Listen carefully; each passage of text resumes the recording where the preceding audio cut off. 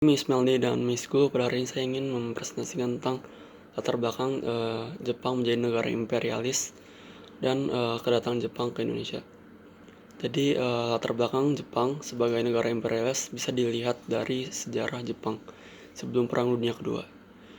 Jepang memiliki penduduk yang sangat padat, kemudian hasil badan pangannya yaitu mengalami kesulitan yang membuat Jepang berpikir untuk mengatasi masalah tersebut. Akhirnya Jepang menerapkan restorasi Meiji.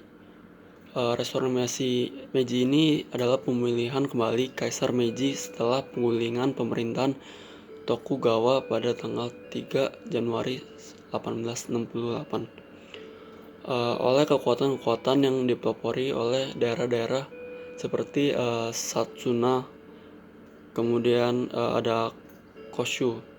Terus peristiwa tersebut membuka pembaruan dalam ekonomi, politik, pendidikan, dan lain-lain yang membuat Jepang menjadi modern. Faktor-faktor yang mendorong adanya perkembangan Jepang dalam adanya imperialis ini adalah adanya perkembangan Jepang dalam bidang yang mengakibatkan berlipat gandanya pertumbuhan penduduk. Terus yang kedua, adanya perkembangan industri yang begitu pesat.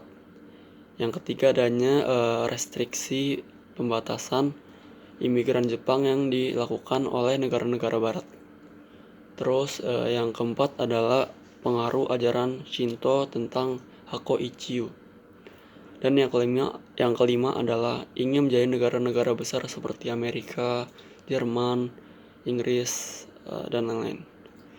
Kemudian ada ambisi imperialis Jepang menyebabkan Jepang terlibat dalam peperangan. Tapi untungnya Jepang pintar dalam peperangan dan berhasil menang dalam peperangan tersebut. Yang pertama, Perang Cina pada tahun 1894 sampai 1895. Dan Jepang menang dan mendapatkan perjanjian Shimonoseki yang Jepang mendapatkan Taiwan dan Pescadores di situ. Kemudian perang Rusia dan Jepang pada tahun 1904 sampai 1905, Jepang kembali menang dan Jepang mendapatkan perjanjian Portsmouth pada 1905 itu.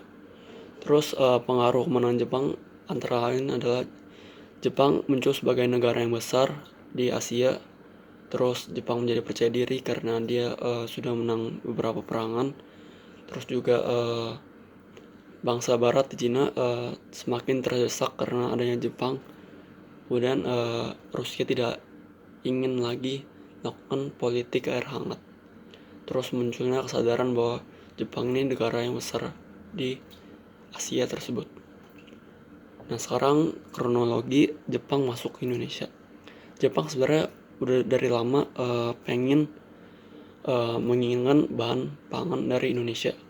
Akhirnya Jepang pun berniat untuk mengambil Indonesia dari Belanda.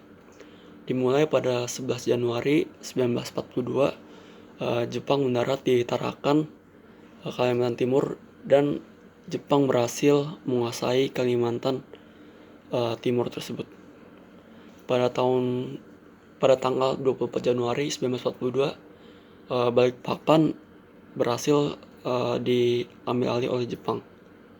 Kemudian pada tanggal 5 Februari 1942, sesampainya Jepang di kota Bangun, tentara Jepang melakukan penyerbuan ke lapangan terbang yang berada di Samarinda. 5 hari kemudian, pada 10 Februari 1942, Jepang akhirnya berhasil mengambil alih lapangan tersebut dan mengambil alih Banjarmasin. Kemudian pada tanggal 14 Februari 1942 diturunkan pasukan payung di Palembang, dan kedua hari dan keesokan harinya, 2 hari setelahnya, Jepang berhasil menguasai Palembang. Kemudian pada tanggal 5 Maret 1942, Jepang berhasil menguasai Batavia atau Jakarta karena Belanda mengeluarkan surat terbuka yang dimana tempat tersebut yaitu Batavia atau Jakarta bebas diambil alih oleh negara manapun. Akhirnya Jepang mengambil alih.